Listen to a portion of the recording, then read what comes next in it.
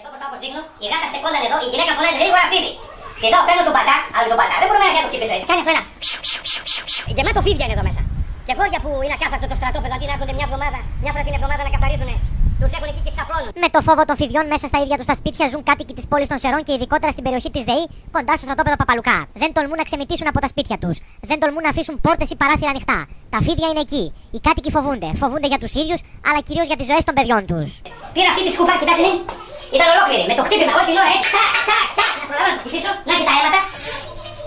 3 λεπτά κυνηγητό παίζαμε. Με κυνηγούσα από εκεί. Όσο να είναι με τη σκούπα το κρατούσα σε απόσταση. Τώρα αν είναι δηλητηριώδης, δεν το ξεπάσα αυτή την επίθεση που έχει κάνει το φίδι. Εγώ φοβήθηκα.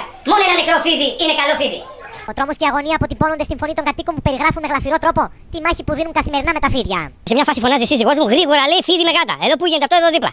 Γρήγορα λέει βάλε μπότες, πάρε το τσεκούρι, μάλλον τον πατά και κατέβα κάτω. Έβαλα μπότες, πηδάω πάνω από αυτά τα κάγκελα και βλέπω όντως το φίδι κάτω από τον νεροχύτη. Η γάτα στέκεται απέναντί του, δεν μπορεί ούτε να φύγει η γάτα ούτε το φίδι. Και το φίδι να φτιάχνει τον κλασικό θόρυβο. Ακούω έναν ήχο, sound, κάτσε καλά να πούμε.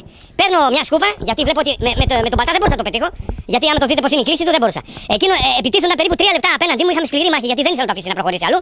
Και σε κάποια φάση αφού το χτύψα αρκετές φορές με το σκοπόξυλο, το πάτσα και 3 μπαλτιές τέλος πάντων και πάλι ακόμα